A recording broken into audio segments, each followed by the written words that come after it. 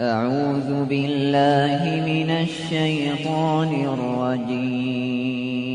حنیفہ رحمۃ اللہ کے بارے میں میرا دل الحمدللہ بالکل صاف ہے، کوئی دشمنی نہیں، کوئی اختلاف نہیں، ان سے ذاتی کوئی عداوت نہیں ہے۔ لیکن محدثین کرام جو علم حدیث کے ماہرین ہیں انہوں نے کہا کہ امام ابو حنیفہ رحمۃ اللہ علیہ مسکین فی الحدیث، مسکین نہیں کہا انہوں نے، مسکین فی الحدیث، یتیم فی الحدیث، ضعیف فی الحدیث، 7 لفظ لگایا ہے حدیث کا کہ امام صاحب حدیث کے میدان میں ضعیف ہے۔ فقاہت پہ کوئی حرف نہیں، ان کے تقوی پر کوئی حرف نہیں، ان کے علم دوسرا جو فقہی علم ہے کوئی حرف نہیں، اگر حرف ہے تو ان کے علم حدیث پر ہے۔ ہمارے یہاں ایک بات یہ لی جاتی ہے کہ اگر امام ابو حنیفہ رحمۃ اللہ علیہ کا علم حدیث میں مقام بیان کرتے محدث کہہ دے ضعیف ہے، ساری دنیا اس کے خلاف ہو جائے گی۔ ہمارے امام کو ضعیف کہا ہے، یہ کوئی دشمنی والی باتیں نہیں، یہ اصولوں کی باتیں، قاعدوں کی باتیں۔ یہاں نہ عداوت نہ محبت، یہاں اصول کام کر رہے ہیں۔ محدثین کرام نے جہاں کوئی چیز دیکھی جو علم اصول حدیث کی روح سے حدیث کو ناقص کرتی ہے، حدیث کو ضعیف کرتی ہے، بیان کر دی، وہ عیب کس میں ہے اس کی کوئی پرواہ نہیں۔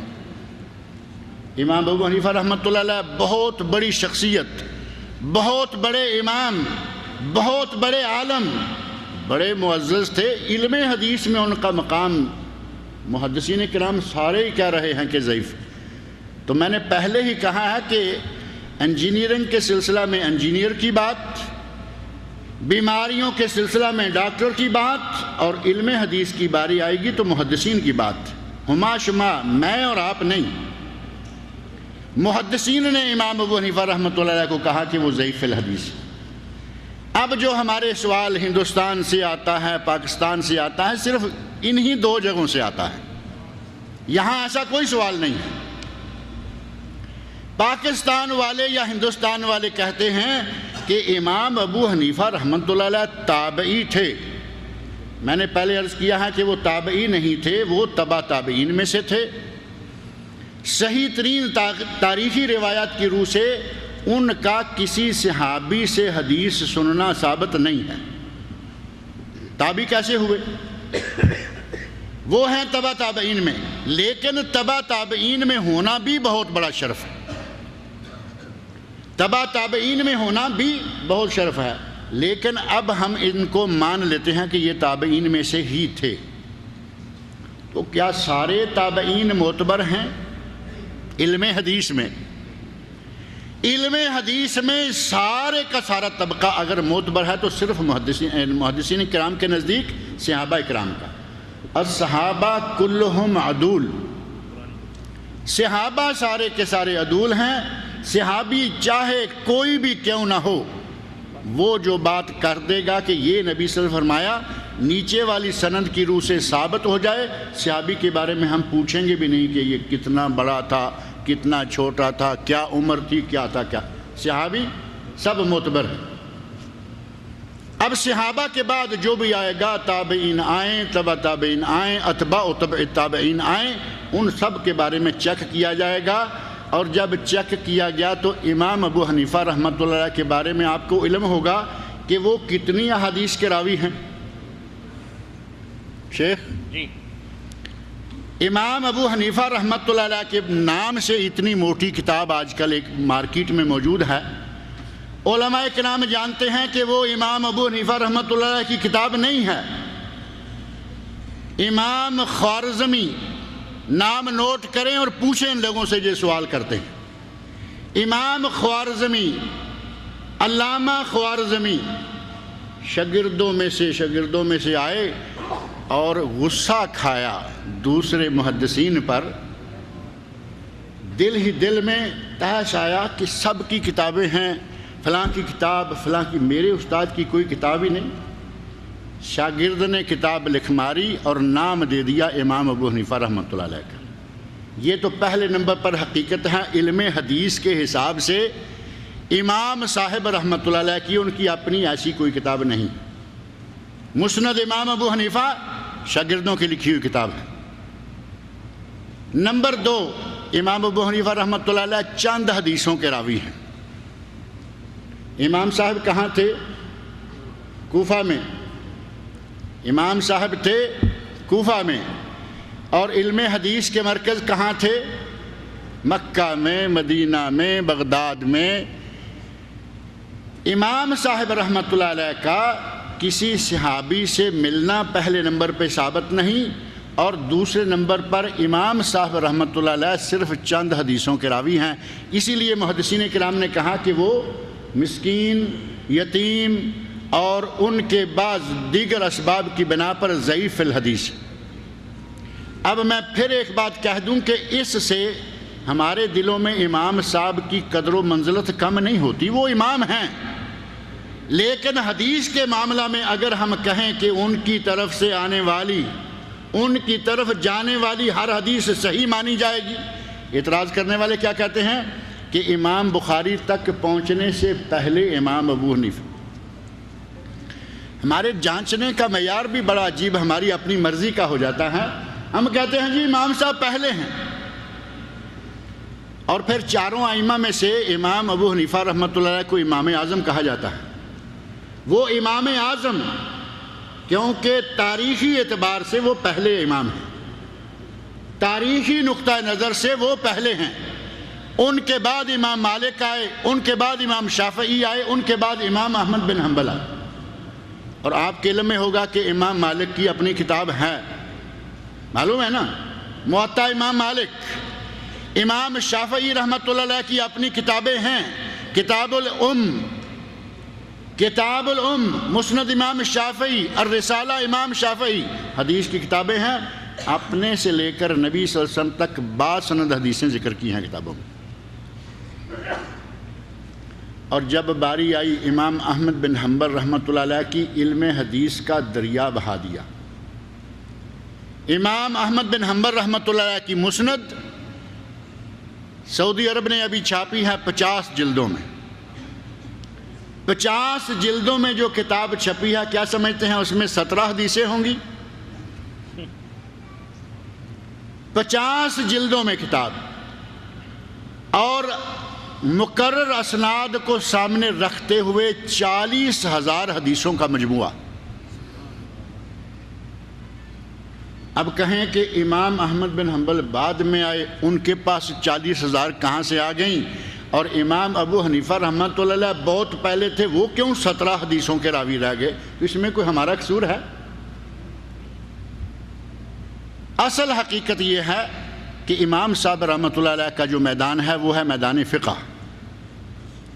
فقہ کے میدان میں محدثین کرام نے، علماء نے، فقہاء نے، سب نے کہا کہ امام صاحب بڑے زیرک، بڑے ذہین، بڑے عقل مند، بڑے سمجھدار تھے. ہم ساری باتیں مانتے ہیں، سب ٹھیک ہے.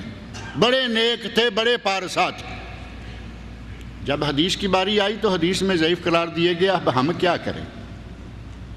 اور باتیں میری نہیں، اس کی اس کی نہیں، باتیں محدثین کرام کی. اس اصول پہ جب ہم پرکھتے ہیں تو امام صاحب رحمۃ اللہ علیہ کو ہمیں ضعیف ماننا پڑتا ہے، مجبوری ہے. اہل فن نے کہہ دیا. اب ایک آدمی اٹھ کے کہے، وہی بات تعصب میں آئے اور کہے کہ میرے امام کو ضعیف، بھائی ضعیف کہہ کے کوئی ایسا تو نہیں کر دیا نا کہ ہم نے کہا کہ بالکل وہ اسلامی علماء میں سے ہی نکل جائیں گے. وہ عالم ہیں، فاضل ہیں، بڑا کچھ ہے. امام ابو حنیفہ رحمۃ اللہ علیہ، ان کے ساتھ امام بخاری کو ذکر کریں گے. امام صاحب پہلے ہیں، امام بخاری بعد میں. لیکن امام بخاری رحمۃ اللہ علیہ نے اپنی صحیح میں 7,000 کے قریب حدیثیں جمع کی، اور لاکھوں حدیثوں میں سے منتخب کر کے 7,000 حدیثیں جمع کی. پوری امت کا اتفاق ہے کہ ان میں کوئی بھی باسند حدیث ضعیف نہیں ہے. کوئی بھی حدیث جو مستند ہے، باسند ہے، وہ ضعیف نہیں ہے. اب ساری دنیا کے محدثین اس کو مان رہے ہیں، میں نہ مانوں گا تو کیا فرق پڑے گا؟ ساری محدثین کی جماعت سوائے صرف چند ان لوگوں کے جن کو اللہ واسطے کا بیر ہے امام بخاری سے، وہ کہتے ہیں کہ ان لوگوں کو بخاری کا بخار آیا ہوا ہے۔ جب کہیں نا کہ یہ حدیث بخاری میں ہے، بخاری میں آئی ہوئی حدیث جو ہے وہ پوری امت کا فیصلہ ہے کہ وہ حدیث صحیح ہے، مسلم کا ساری امت کا فیصلہ ہے کہ بخاری کے بعد اس کا درجہ ہے۔ تعصب میں آ کر چند احناف نے یا جن کو امام ابو حنیفہ کے بارے میں یہ الفاظ اچھے نہیں لگتے، انہوں نے امام بخاری رحمۃ اللہ علیہ کے بارے میں بڑی غلط سلط باتیں، ان کو بخاری کا بخار آیا ہے، ان کو بخاری آتی نہیں، اس طرح کے الزام لگانے سے علم کے میدان میں کوئی فائدہ نہیں ہوتا۔ علم کے میدان میں دلیل سے بات ہوتی، علم کے میدان میں دلیل سے۔ امام بخاری رحمۃ اللہ علیہ نے نبی صلی اللہ علیہ وسلم کی احادیث کا ایک بہت بڑا مجموعہ جمع کر کے آپ کے سامنے رکھ دیا۔ امام ابو حنیفہ رحمۃ اللہ علیہ کا کوئی مجموعہ ایسا دکھائیے، جو ایک ہے وہ میں نے بتا دیا کہ ان کے شاگردوں کا ہے، امام صاحب کا نہیں۔ اب اس مقابلہ یا اس تقابل میں آپ دیکھیں گے تو بات بالکل واضح ہو جائے گی کہ ہم نے امام صاحب امام ابو حنیفہ کے خلاف کچھ نہیں کہا۔ ماہرین فن، ماہرین علم حدیث، محدثین کرام نے ان کو جانچا پرکھا اور جو کچھ کہا انہوں نے کہا۔ اب ان کی روایات کے بارے میں کہا کہ ضعیف ہیں، ہمارے مولوی کو اصرار ہے کہ وہ تو بخاری سے پہلے تھے، وہ ضعیف کیوں ہیں؟ اور بات پہلے کی نہیں ہے، بات پیچھے کی نہیں ہے، کچھ ایسی سندیں ہیں جس میں امام سے لے کر نبی صلی اللہ علیہ وسلم تک صرف 3 واسطے ہیں، ثلاثیات جن کو کہا جاتا ہے ثلاثیات۔ مسند امام احمد جس کا میں نے ذکر کیا ہے، مسند امام احمد میں 314 حدیثیں ایسی ہیں کہ امام احمد بن حنبل سے لے کر نبی صلی اللہ علیہ وسلم تک صرف 3 واسطے ہیں۔ یہ سند بڑی عالی ہے، اس میں کوئی شک نہیں، لیکن ثلاثیات میں ہونے کے باوجود بھی آپ یہ نہیں کہہ سکیں گے کہ وہ حدیث 100% صحیح ہے، کیونکہ نبی صلی اللہ علیہ وسلم کے بعد ایک واسطہ صحابی کا ہے، اس کے بعد پھر تابعین تبع تابعین کا واسطہ ہے۔ غرض یہ کہ امام صاحب کے بارے میں اتنا تعصب کر کے نہ ان کو معصوم بنائیے، اور اللہ شاہد ہے کہ ہمارے دلوں میں ان کا بہت مقام ہے، وہ عالم ہیں، بڑی معزز شخصیت ہیں، ہم ان کے بارے میں کوئی غلط بات کبھی نہیں کہیں گے، نام لیں گے رحمۃ اللہ علیہ رحمہ اللہ کہتے ہیں یا نہیں۔ عزت اپنی جگہ ہے، لیکن جو اہل فن کے اقوال ہیں وہ اپنی جگہ موجود ہیں۔ یہ ایک سوال بطور خاص شاید نیٹ کے ذریعے باہر سے آیا تھا، امام ابو حنیفہ رحمہ اللہ کے بارے میں کون سے محدثین نے کہا ہے کہ وہ ضعیف الحدیث ہیں؟ حوالے کے ساتھ بتائیں۔ سنن دار قطنی پڑھیں، دیگر محدثین کی کتابیں پڑھیں، ایک ایک نہیں بہت سارے محدثین نے ذکر کیا، اور امام ابو حنیفہ رحمۃ اللہ کے بعد ہی ہیں نا زیادہ تر محدثین۔ یہ بات آپ بھی مانتے ہیں، امام بخاری بعد میں آئے، امام مسلم بعد میں آئے، امام دار قطنی بعد میں آئے، امام احمد بن حنبل بعد میں آئے، امام مالک بعد میں، سارے ہی تو بعد میں ہیں، بڑے بڑے امام بعد میں ہیں۔ ان میں سے ایک دو نہیں بہت سارے لوگوں کے نام لیے جا سکتے ہیں، زیادہ نام لے کر فائدہ کوئی نہیں۔ اہل فن نے محدثین کرام نے امام صاحب کو ضعیف الحدیث قرار دیا ہے، لہذا اس میں زیادہ پریشان ہونے والی بھی کوئی بات نہیں، ان کی کتابوں سے فائدہ اٹھائیے۔ ہمارا یہ اصول ہے، قاعدہ ہے، ہمارا بنایا ہوا نہیں، اوپر سے بنا بنایا ہے۔ نبی صلی اللہ علیہ وسلم سے صحابی نے پوچھا، یا رسول اللہ آج آپ ہمارے مابین ہیں، کل نہ ہوں گے تو ہم کیا کریں گے؟ جواب میں ایک حدیث بڑی مشہور ہے، ترکت فیکم شیئین، امرین والی روایت ضعیف سند کے ساتھ ہے، ترکت فیکم امرین مشہور ہے نا، وہ روایت ضعیف ہے، چاہے اس میں کوئی بھی آیا ہے، محدثین کرام نے کہا ضعیف ہے، الحمدللہ مان لیا۔ دوسری روایت انہی معنوں کی ہے، ترکت فیکم شیئین، میں تمہارے مابین 2 چیزیں چھوڑ کے جا رہا ہوں، کبھی گمراہ نہیں ہوگے جب تک ان کو پکڑے رکھو گے۔ اور وہ 2 چیزیں کون کون سی ہیں؟ کتاب اللہ اور سنت رسول صلی اللہ علیہ وسلم۔ آپ ماشاءاللہ سارے پڑھے لکھے لوگ ہیں، یہ نیٹ پر جو لوگ بیٹھے ہوئے ہیں ان کو بھی ادھر ادھر سے چھیڑا جاتا ہے. لوگ کہتے ہیں جی یہ ہے وہ ہے ایسے ہے. ہم امام صاحب کی عزت کرتے ہیں, ان کا احترام کرتے ہیں, چاروں کا احترام کرتے ہیں, بلکہ چاروں سے دودھ نکالتے ہیں. ہم چاروں تھلوں سے دودھ نکالتے ہیں, فائدہ اٹھاتے ہیں, چاروں کو پڑھتے ہیں.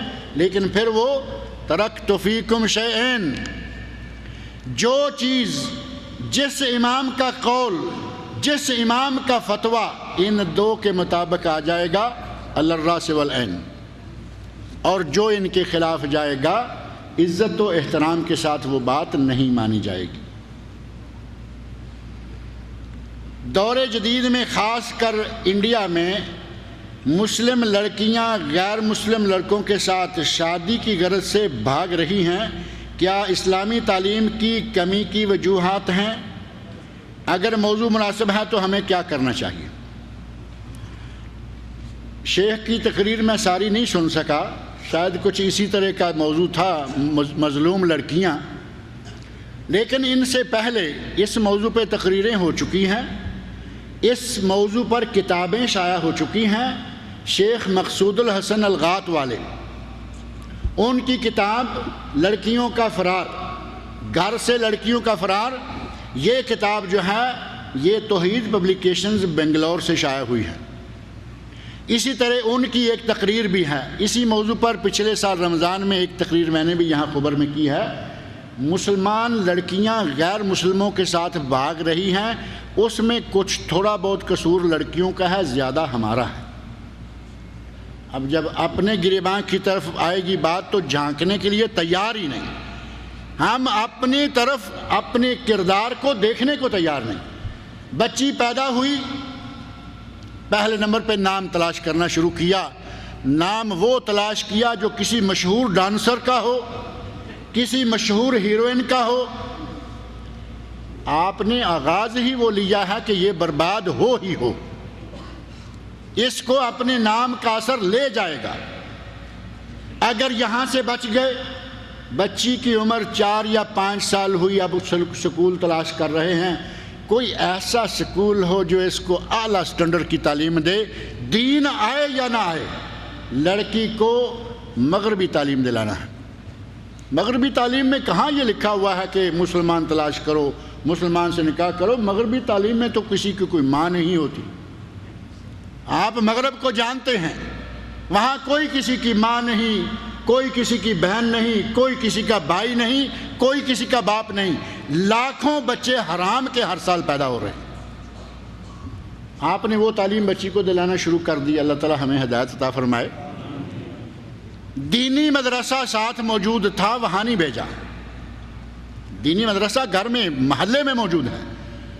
تیسرے محلے میں جا کے بچی کو داخل کروایا جہاں کنوننٹ سکول ہے, امریکن سٹینڈرڈ سکول ہے, برٹش سٹینڈرڈ ہے, فلاں ہے, کیمبرج ہے. بچی جا کے ان لوگوں میں پلتی رہی, پڑھتی رہی جن کا دین اسلام سے کوئی تعلق ہی نہیں. یہ بچی گھر سے بھاگے گی نہیں تو کیا کرے گی بیچاری؟ آپ نے اسے راہ فرار خود دکھائی ہے, وہ نہیں دیکھنا چاہتی تھی. آپ نے اسے راہ فرار دکھائی, اس کو ایسا ماحول دیا, ایسی سوسائٹی دی, اسے ہوش سنبھالتے ہی ABC سکھلائی. ہمارے جیسے بچہ بولنا شروع ہوتا ہے ABC, ہمارے پنجاب میں گالی سکھانا شروع کرتے ہیں. بر ABC اس سے کچھ اچھی ہے. پنجاب میں کہتے ہیں کہ اپنی ماں کو گالی نکالو. ABC سکھانا شروع کیا. 1 2 3 ٹوینکل ٹوینکل لٹل سٹار الحمدللہ نہیں سکھائی. یہ بچی تو ٹوینکل ٹوینکل لٹل سٹار میں جائے گی نا. پھر میرے بھائی اپنے گریبان میں جھانکو. لڑکیاں مظلوم ہیں. شیخ کا موضوع لڑکیاں مظلوم ہیں اور ظالم ماں باپ ہیں, ظالم بھائی بہن ہیں جو بڑے ہیں, جو ان کی تربیت کا صحیح انتظام نہیں کرتے. آج بر صغیر میں اور خاص طور پر ہندوستان میں نام لکھا ہوا ہے لفظ میں, سوال میں, کہ ہندوستان میں لڑکیاں, وہاں آپ کو سرکاری سطح پر باقاعدہ اس طرف لگانے کی کوششیں نظر آئیں گی. سرکاری سطح پر وہ چاہتے ہیں کہ مسلمانوں کی لڑکیوں کو کافروں کے لڑکوں کے ساتھ جوڑا جائے۔ اس کے باوجود ہمارے ہوش ٹھکانے نہ آئیں، ہم اپنی بیٹیوں کو ایجوکیشن سکولوں میں پڑھائیں۔ اب فرق کتنا ہے، وہاں آپ کو ایسے کالجز ملیں گے جو صرف گرلز کالجز ہیں، لیکن ان کے لیے ان کا سٹینڈرڈ اتنا اچھا نہیں۔ اب سٹینڈرڈ کی تلاش میں آپ نے اعلیٰ سٹینڈرڈ لیتے لیتے بیٹی کو گھر سے بھگا دیا۔ اب یہ سٹینڈرڈ اچھا رہا؟ بیٹی کا مستقبل تباہ کر دیا، بیٹی کا دین تباہ کر دیا، بیٹی کی آخرت بھی تباہ کر دی، لیکن سٹینڈرڈ یہاں چھوٹا قبول نہیں کیا۔ چھوٹے سٹینڈرڈ میں رکھیں، اور یہ چھوٹے سٹینڈرڈ آپ کہہ رہے ہیں، ورنہ یہ سٹینڈرڈ چھوٹے نہیں۔ نبی صلی اللہ علیہ وسلم کے عہد مبارک میں یونیورسٹی کون سی تھی پتہ ہے؟ مسجد نبوی، اسلامک یونیورسٹی، فوجی ٹریننگ کالج، تجارتی انسٹیٹیوٹ، جو نام بھی دیں گے وہ سارا کچھ مسجد نبوی ہی تھی۔ یہ چھوٹا سٹینڈرڈ نہیں، ہم نے چھوٹا مان لیا، آپ نے چھوٹا کہہ دیا، یہ چھوٹا نہیں ہے۔ اپنے بچوں کو دینی تعلیم کی طرف لگائیں، بچوں کو دینی تعلیم پڑھائیں، انشاءاللہ یہ فرار کا راستہ فوری طور پر بند ہو جائے گا۔ اگر آپ نے اس ذمہ داری کو نہ نبھایا تو یہ واقعات روز بروز بڑھتے رہیں گے، آگے جائیں گے، پیچھے نہیں ہٹیں گے۔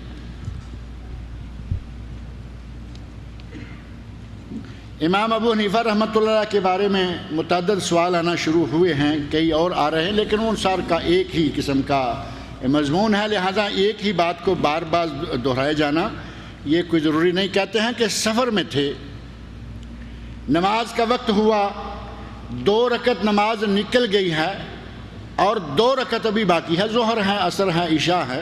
کہتے ہیں کہ اب ایک آدمی جا کے شامل ہو جو مسافر ہے تو اس کو کیا کرنا چاہیے؟ میں ابھی چند دن پہلے بحرین سے جو اذاعۃ القرآن ہے وہ سن رہا تھا، وہ کوئی بڑے کھلے دل کے مالک عالم تھے، وہ کہہ رہے ہیں کہ آ کے آدمی شامل ہو جائے، وہ 4 پڑھنا چاہتا ہے 4 پڑھ لے، 2 پڑھنا چاہتا ہے 2 پڑھ لے، 4 والی رکعت میں شامل ہو جائے، 2 پڑھ کے بیٹھ جائے، امام اپنی 4 مکمل کرے گا۔ یقین مانے مجھے عجیب سا لگ رہا ہے کہ عالم دین اور یہ ساری، لیکن اس بیچارے کا قصور نہیں ہے، یہ ساری باتیں فقہ کی کتابوں میں لکھی ہوتی۔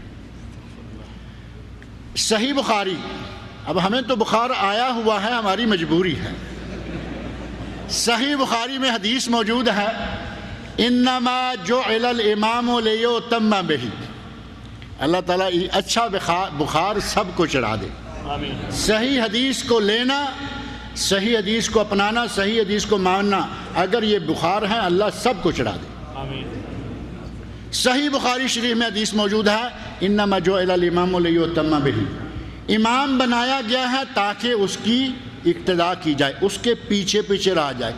اب 2 رکعتیں امام نے پڑھ لی، یہ صاحب بھی 2 رکعتیں پڑھ کے بیٹھ گئے، یہ مسافر تھے، امام نے اللہ اکبر کہا اور کھڑا ہو گیا، یہ بیٹھا ہوا ہے، کیا اسی کا نام اقتداء ہے؟ امام کھڑا ہے، یہ بیٹھا ہے، امام رکوع میں ہے، یہ بیٹھا ہے، امام دوبارہ سجدے میں آیا، یہ بیٹھا ہے، امام 2 سجدوں کے درمیان جلسہ بین سجدتین میں آیا تو یہ ساتھ شامل بیٹھا ہوا ہے، لیکن یہ گنگا بن کے بیٹھا ہوا ہے۔ امام اللہم اغفر لی ورحمنی واہدنی وعافنی وارزقنی، یہ وہ پڑھ رہا ہے؟ نہیں، یہ خاموش بیٹھا ہوا ہے۔ امام پھر اٹھ گیا، یہ بیٹھا ہوا ہے، کہاں کی اقتداء ہے یہ؟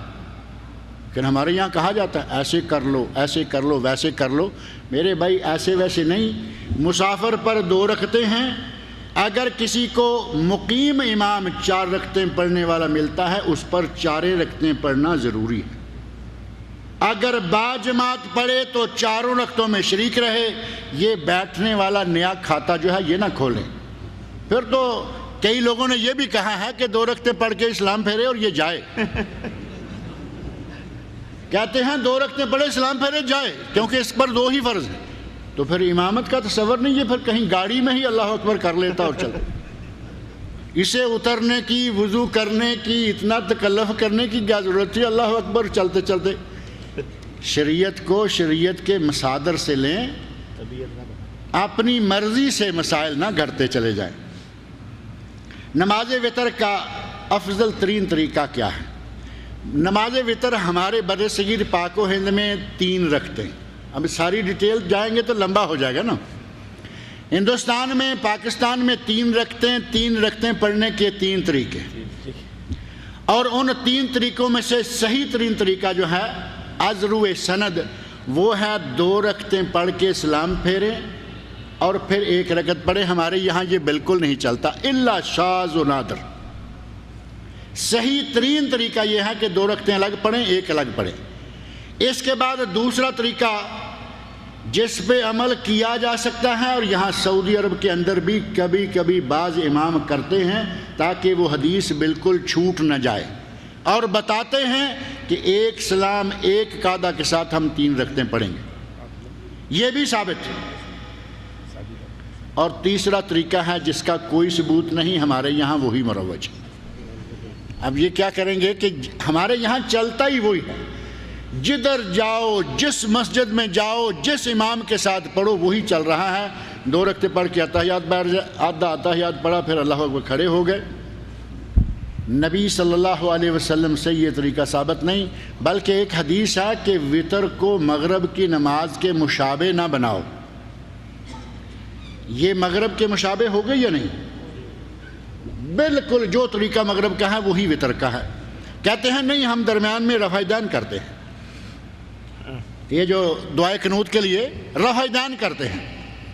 میرے بھائی تم نے تیر کون سا مار لیا ہے 1 رفع دین بڑھا کے؟ یہاں تو ہر رکعت میں 3 رفع دین کرنے والے۔ صحیح بات۔ رکوع جاتے ہوئے رفع دین، رکوع سے اٹھتے ہوئے رفع دین، صحیح حدیث میں ثابت۔ اب آپ کے ساتھ والا تو ہر رکعت میں یہ بھی 2 رفع دین کر رہا ہے، تمہاری مغرب اور اس میں وطر میں فرق کیسے ہو جائے گا؟ صحیح ترین طریقہ 2 اور 1، دوسرا طریقہ 1 سلام اور 1 قعدہ 3 رکعتیں، اور تیسرا طریقہ جو آپ نے اپنایا ہوا ہے جس کا کوئی ثبوت، کوئی دلیل نہیں ہے۔ رشتہ دار زندہ ہو تو کیا ان کی طرف سے عمرہ کیا جا سکتا ہے؟ یہ چونکہ یہاں ضرورت بھی پیش آتی ہے، اور یہاں اس مسئلے کو بھی اتنی بار دہرایا گیا، اتنی بار پوچھا گیا کہ شمار نہیں کیا جا سکتا۔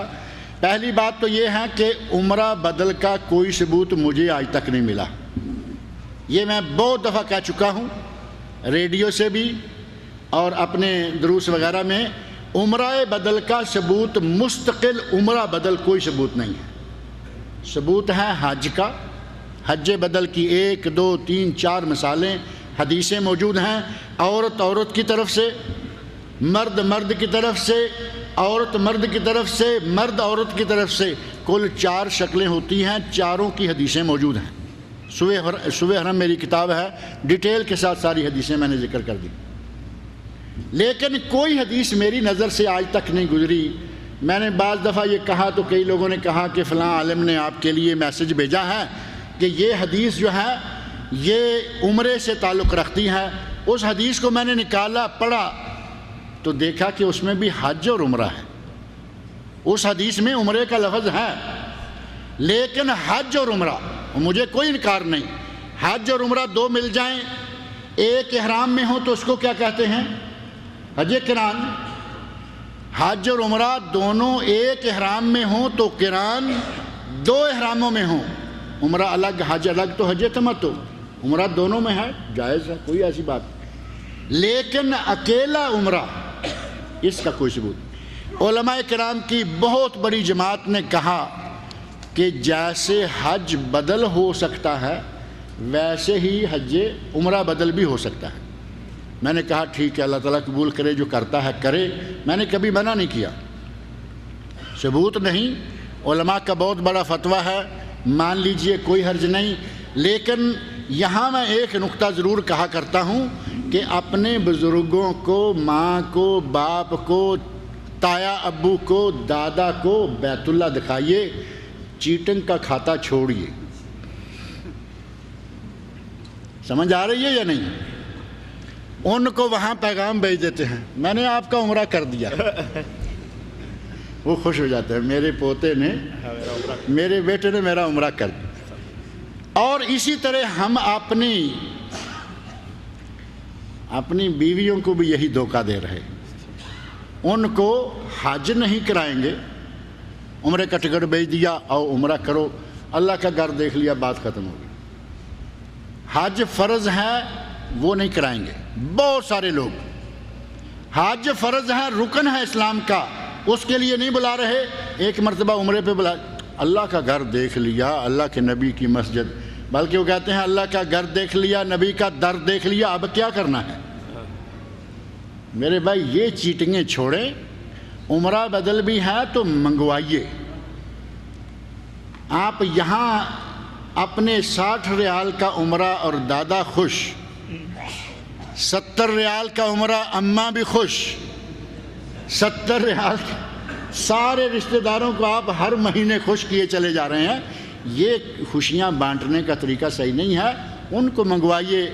اگر کوئی معذور ہے، جن حدیثوں میں حج بدل کا ذکر آ رہا ہے اس میں عورت کہتی ہے یا رسول اللہ ان ابی ادرکتہ الفریضہ فریضۃ الحج لا یثبت علی الراحلہ، میرے ابا حضور کو حج کا فریضہ پہنچ گیا، مالی طور پر وہ حج کے لیے کوالیفائی کر گئے ہیں، لیکن صحت کی پوزیشن ایسی ہے لا یثبت علی الراحلہ، وہ سواری پر بھی اکیلے نہیں بیٹھے رہ سکتے۔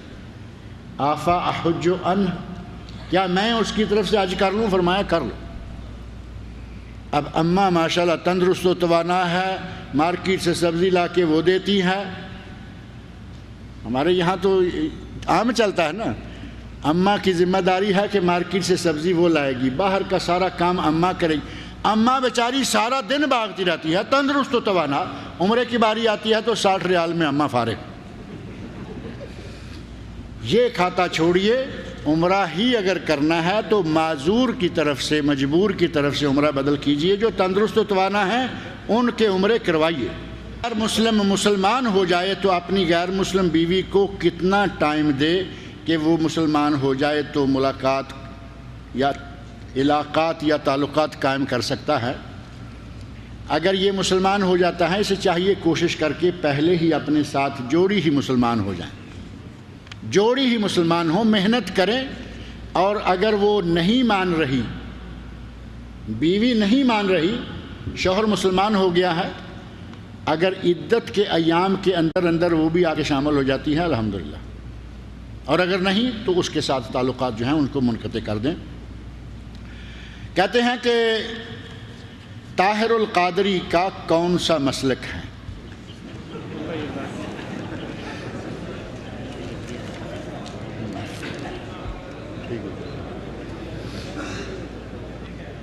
لگتا ہے کس کا جواب دینے کی ضرورت نہیں، سب کو پتہ ہے، سب کو پتہ ہے، آپ سارے جانتے ہیں۔ یہاں نام لکھنے میں تھوڑی کمی ہو گئی ہے، اس سے پہلے ڈاکٹر بھی لکھنا چاہیے۔ ہماری عادت ہے کہ ہم کبھی کسی کا نام برے طریقے سے نہیں لیتے، ان کے ساتھ ڈاکٹر لکھا ہوتا ہے، ڈاکٹر طاہر القادری کہیے، اور بلکہ شیخ الاسلام مولانا فرما رہے ہیں کہ ان کے ساتھ شیخ الاسلام بھی لکھا رہتا ہے۔ شیخ الاسلام ڈاکٹر طاہر القادری، اور ایک لفظ اور بھی لکھتے ہیں مفکر اسلام، ساری باتیں مان لیتے ہیں، کوئی حرج نہیں، لیکن حضرت صاحب نے کچھ ایسے کرتوت شروع کر دیے ہیں، ابھی حال ہی میں جو عرصہ دراز تک احناف میں بھی نہیں تھے۔ احناف کی مسلک کیا ہے ان کا آپ کو سب کو معلوم ہے، وہ حنفی ہیں، حنفیوں کی بڑی 2 شاخیں ہیں، ایک دیوبندی ایک بریلوی، دونوں کی نسبت 2 شہروں کی طرف، اور یہ بریلوی مسلک سے تعلق رکھتے ہیں۔ اور بریلوی والے جو ہیں، حنفی کی 3 شاخیں، تیسری کون سی ہے؟ ایک ربوہ ہے، قادیان علامہ احسان اللہ ظہیر رحمۃ اللہ نے لکھا کہ ان کے باپ دادا ایک ہیں، لیکن ہم چونکہ ان کو مسلمانوں میں شمار نہیں کرتے، لہذا تیسری شاخ کو الگ ہی رہنے دیں۔ دیوبندی، بریلوی، یہ بریلویوں میں سے ہیں، اور بریلوی عالم نوٹ کریں، مولانا سرور قادری لاہور میں ہیں، انہوں نے بریلوی عالم میں انہوں نے لکھا ڈاکٹر طاہر القادری کافر ہے۔ میں نہیں یا دوسرا کوئی نہیں کہہ رہا، بریلوی مسلک کے عالم نے لکھا کہ ڈاکٹر طاہر القادری کافر ہے۔ اب مسلک آپ پہچان لیجئے کہ ان میں سے کون سا مسلک نکل رہا ہے، وہ یہی کچھ ہیں۔ ابھی حال ہی میں ان کا ایک کلپ دیکھنے میں آیا، مردے کو قبر میں ڈال کر اس کے اوپر کھڑے ہو کر ایک پاؤں اس طرف ایک پاؤں اس طرف، اب یہ پوزیشن یہ کہتے ہیں کہ مردے زندہ ہوتے ہیں۔ ایسے آدمی اگر کھڑا ہو اور مردہ نیچے زندہ ہو تو کیا صورتحال بن رہی ہے؟ اللہ تعالیٰ ہدایت عطا فرمائے ہمارے مولویوں کو بھی اور ہمارے ان عوام کو بھی۔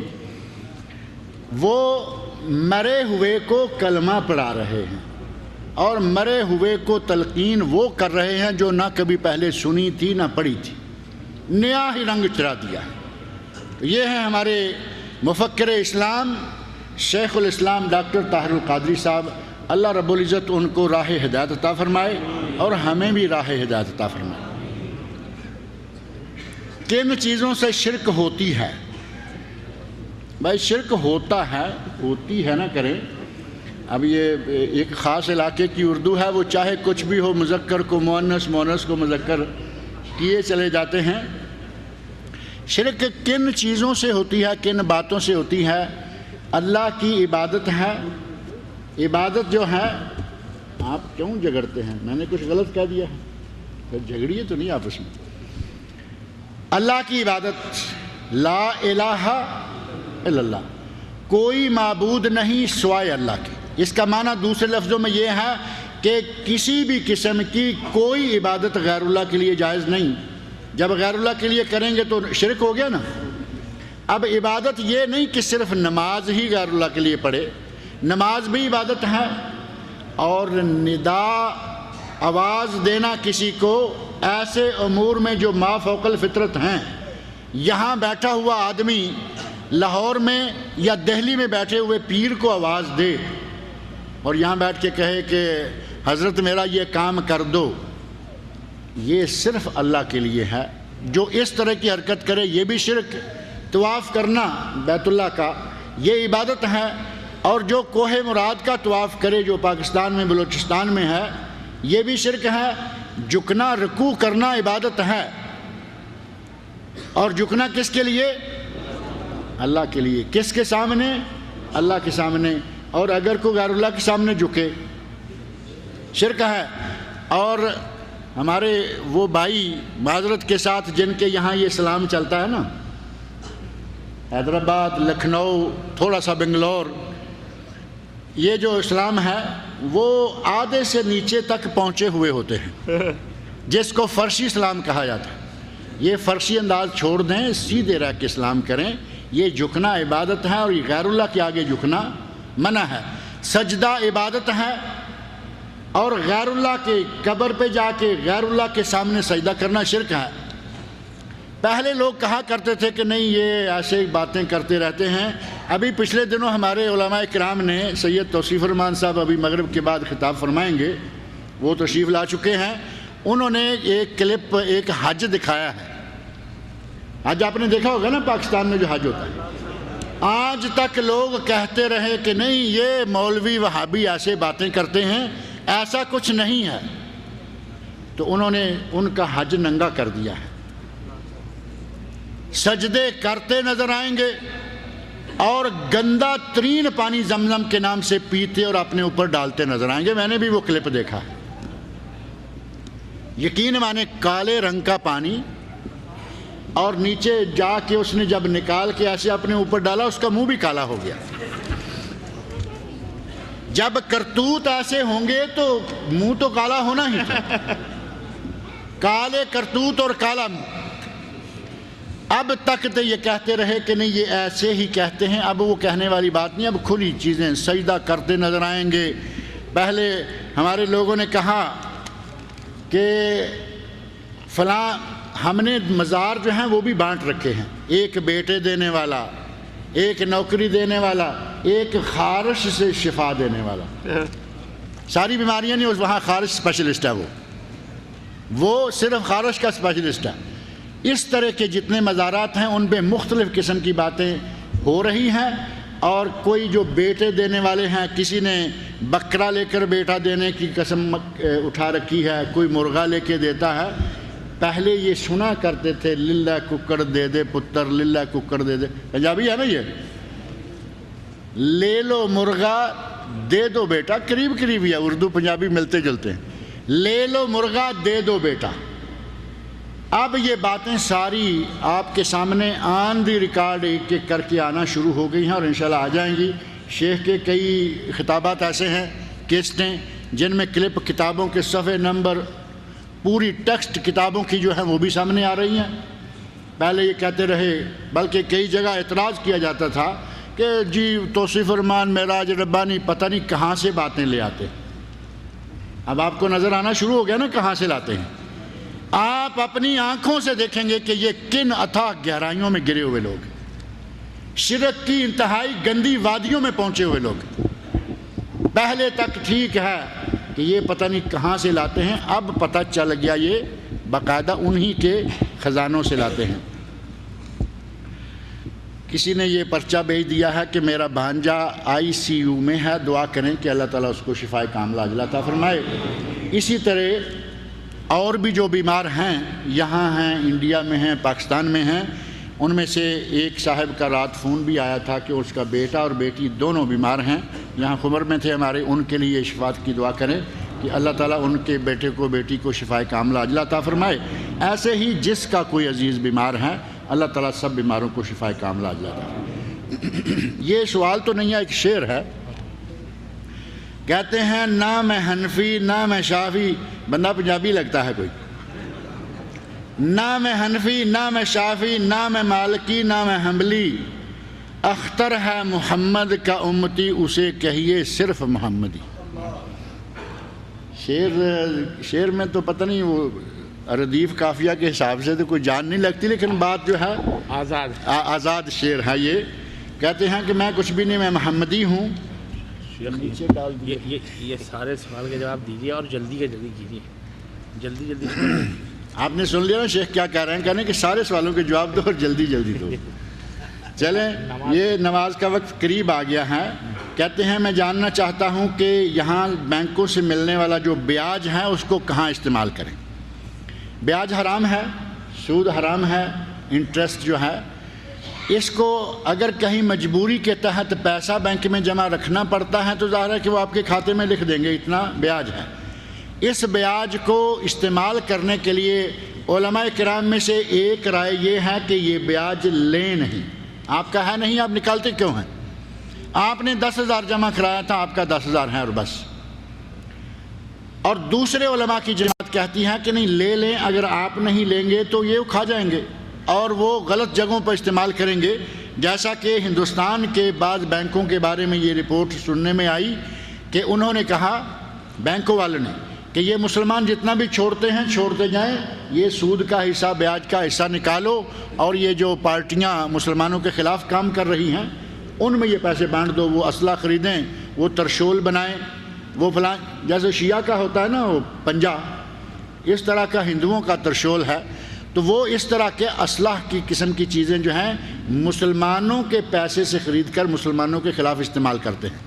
اس سے بچنے کے لیے بہتر حل یہ ہے کہ آپ وہ سود وہاں سے نکال لیں لیکن خود استعمال نہ کریں۔ ابھی مجھے کل یا پرسوں کسی نے فون کیا، کہا کہ ہم اگر ایسا کریں کہ یہ جو سود ہے اس کو کسی ایسے ٹیکس ویکس میں ڈال دیں جو گورنمنٹ کی طرف سے لگا ہوا ہے، تو میں نے کہا کہ سود کا پیسہ آپ نے ٹیکس میں ڈال دیا، گویا کہ آپ نے اپنے پیسے میں سے 500 1000 بچا لیا۔ اگر اپنا ٹیکس دیتے اپنے پیسے سے تو یہ سود والا وہاں نہ جاتا، گویا کہ سود اپنے استعمال میں آپ نے کر لیا اور یہ حرام ہے۔ سود کا پیسہ کسی بھی شکل میں اپنے ذاتی استعمال میں نہیں لے سکتے، یا اس کے کسی دوسرے کا سود ہے، بینک سے کسی نے غلطی میں پیسہ نکال لیا تھا، اس پہ سود چڑھا ہوا ہے، یہ سود اس کو دے کر اس کی جان چھڑا دیں، حرام سے آیا حرام میں گیا۔ دوسرا یہ کہ گلیاں، نالیاں، باتھ روم، پبلک لیٹرینز وغیرہ اس طرح کا کوئی کام کریں، اور ان سب کے کاموں کے کرنے کے دوران آپ کے دل میں یہ نہیں ہونا چاہیے کہ میں ایک نیک کام کر رہا۔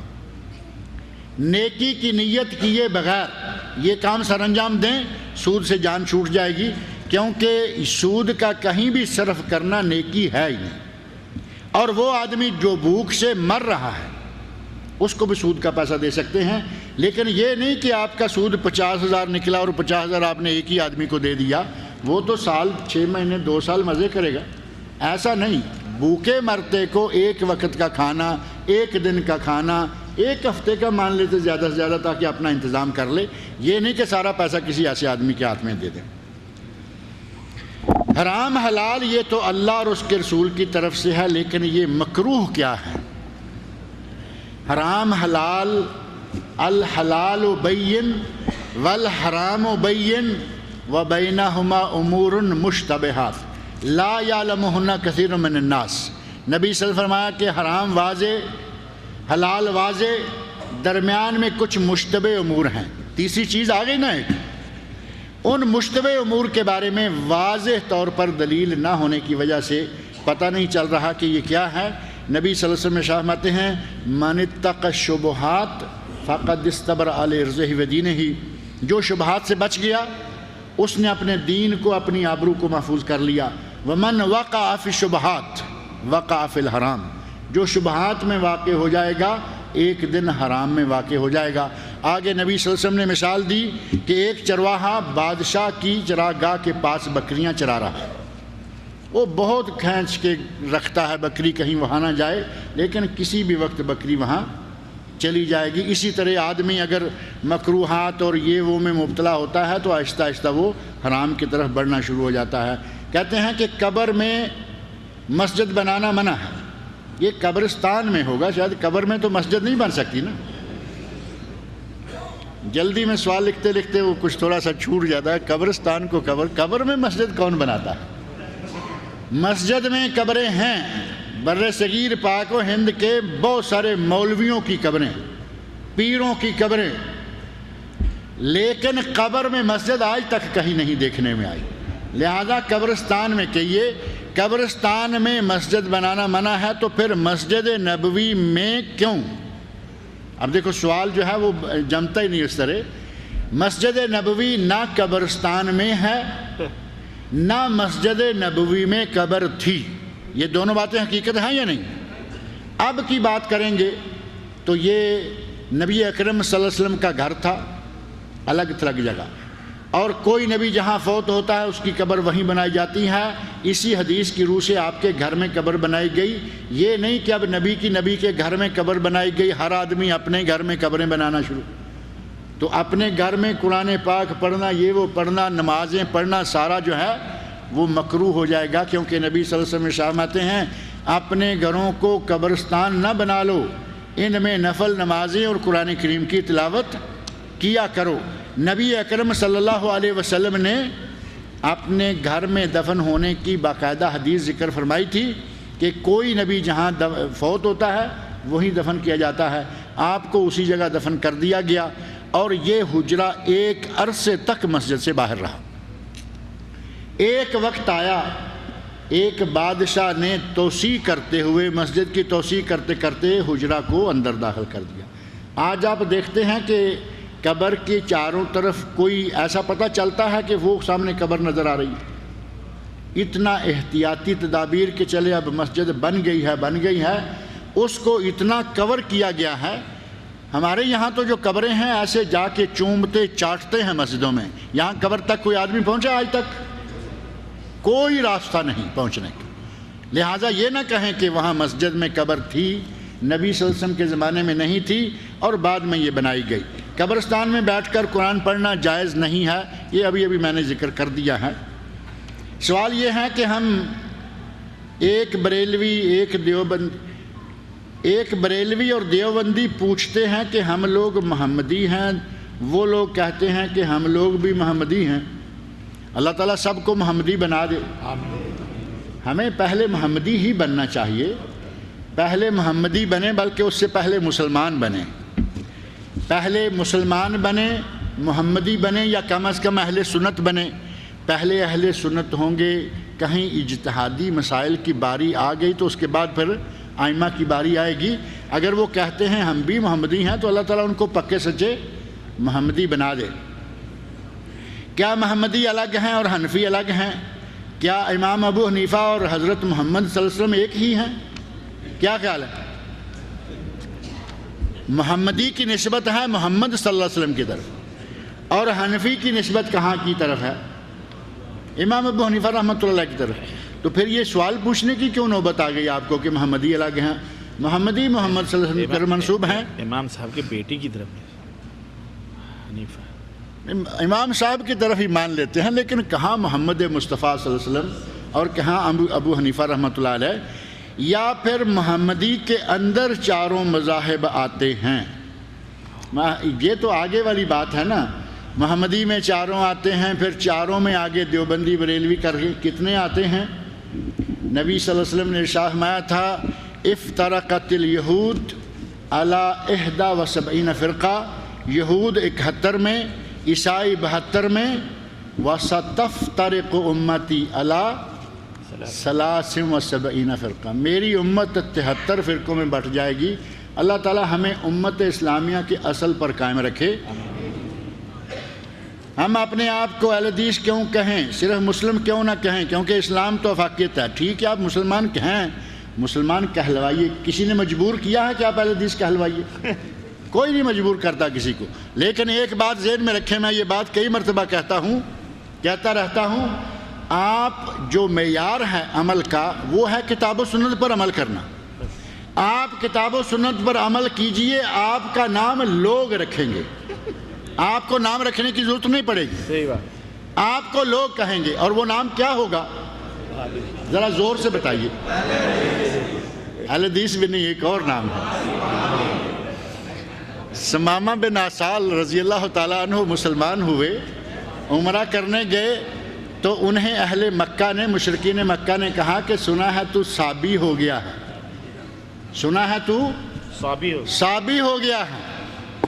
اور اب اگر کوئی سعودی عرب سے، یو اے ای سے، ادھر ادھر سے، گلف سے سدھر کے چلا جائے، قبر پہ میں نہیں جاتا، یہ 11ویں میں نہیں کھاتا، وہ کہتے ہیں یہ وہابی ہو گیا۔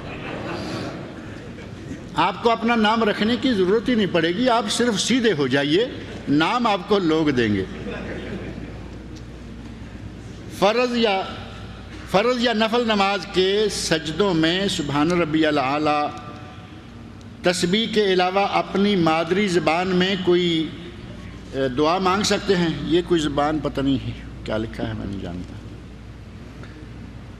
جہاں تک سجدہ میں دعا مانگنے کا تعلق ہے، نبی اکرم صلی اللہ علیہ وسلم نے ارشاد فرمایا اقرب ما یکون العبد من ربہ وہو ساجد، بندہ اپنے رب کے قریب ترین اس وقت ہوتا ہے جب سجدے میں ہو۔ فرمایا کہ سجدے میں دعا کوشش کر کے دعا مانگو، سجدے میں مانگی گئی دعا فَقَامِنٌ أَن يُسْتَجَابَ، یہ زیادہ لائق ہے کہ قبول ہو جائے، لہٰذا سجدے میں دعائیں کرنی چاہیے۔ سبحان ربی اللہ کہہ لیا، 3 مرتبہ کہہ لیا، دعائیں مانگیں۔ بہتر، افضل اور اعلیٰ حل یہ ہے کہ مسنون دعائیں مانگیں۔ قرآن کریم میں ہے ربنا آتنا فی الدنیا حسنہ، ربنا لا تؤاخذنا ان نسینا، رب ہب لی من الصالحین، رب لا تذرنی فردا وانت خیر الوارث۔ قرآن کی دعائیں کیجئے۔ اب یہ کئی لوگ کہتے ہیں کہ قرآن تو سجدے میں جائز نہیں ہے، بالکل صحیح بات ہے، سجدے میں قرآن کی تلاوت جائز نہیں ہے، لیکن قرآنی دعائیں مانگنا وہ جائز ہے۔ پہلے نمبر پر قرآنی دعائیں، دوسرے نمبر پر نبی صلی اللہ علیہ وسلم سے ثابت مسنون دعائیں، اور اہل علم نے لکھا ہے کہ اپنی زبان میں اپنی مرضی کی دعائیں سجدے میں نہ کریں، اور اگر کرنی ہے اپنی دعائیں تو فرائض کو چھوڑ دیں، فرائض میں مسنون حد تک رہیں، 2 رکعت نماز پڑھیں۔ اب ہم یہ مسئلہ بھی کرتے ہیں کہ جو کچھ بھی ہو ہمارے اسی وقت میں ہی ہو جائے، مانگنا بھی اسپیشل ہے اپنی زبان میں۔ ملیالم، پشتو، تامل، پنجابی، سندھی، ہندی زبان اپنی بولنی ہے، اور چاہتے ہیں کہ فرضوں کے باہر بھی نہیں جائیں گے۔ 2 رکعت نماز پڑھیے رات کو وضو کر کے، اور اس کے سجدوں میں جس زبان میں چاہیں دعا مانگیے، اللہ رب العزت کو ساری دعائیں آتی ہیں، ساری زبانیں جانتا ہے۔ اور یہ آخری سوال یہ ہے کہ مغرب کا وقت قریب ہو چکا ہے، برائے مہربانی مختصر کر دیجئے۔ اب اس سوال کا جواب دینا ہماری مجبوری ہے۔ اللہ رب العزت سے دعا ہے کہ وہ مجھے اور آپ سب لوگوں کو صحیح مسلمان بنائے، کتاب اللہ اور سنت رسول صلی اللہ علیہ وسلم پر عمل کرنے کی توفیق عطا فرمائے، اور اپنے بڑوں کی عزت کرنے کی اور اپنے بچوں کی صحیح تربیت کرنے کی توفیق عطا فرمائے۔ وما علینا الا البلاغ المبین۔